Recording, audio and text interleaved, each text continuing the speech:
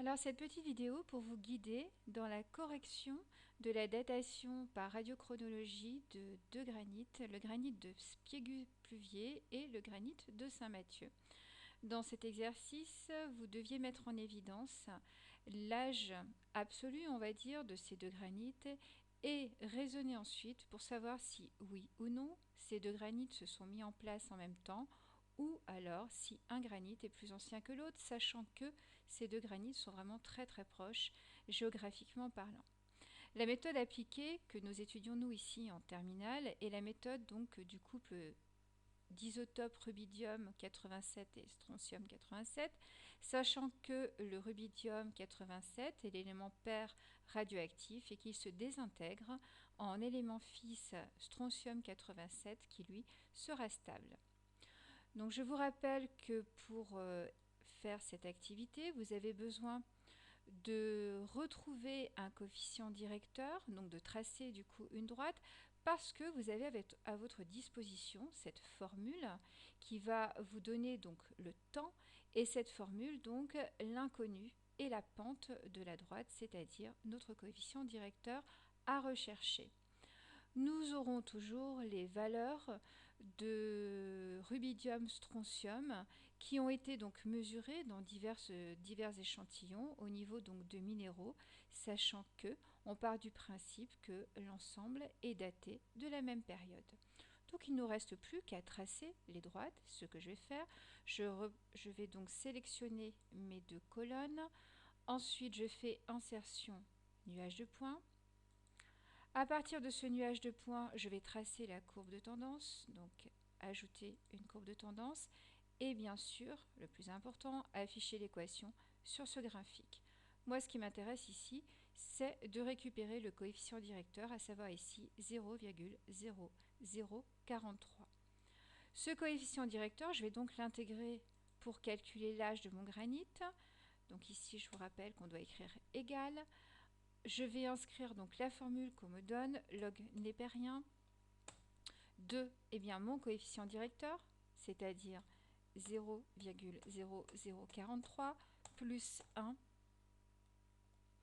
que je divise donc par lambda qui m'est également donné, lambda étant la constante de radioactivité du couple rubidium-strontium. Entrée, et voici donc afficher donc l'âge de mon granit. Deuxième calcul, je vais faire l'âge, la datation donc du granit de Saint-Piégu. Par contre, il fallait absolument lire cette petite information, à savoir que l'échantillon 5 qui a été mesuré ne semble pas fiable. Donc je ne vais pas utiliser cette valeur pour construire mon graphique. Je vais sélectionner les autres valeurs. Et à partir des autres valeurs, je vais pouvoir construire ma courbe de tendance et afficher mon coefficient directeur qui est de 0,0045. Donc je vais faire exactement comme tout à l'heure. Donc ici égal log népérien de mon coefficient directeur 0,0045 plus 1 et divisé par lambda, entrée. Voici donc les deux âges calculés.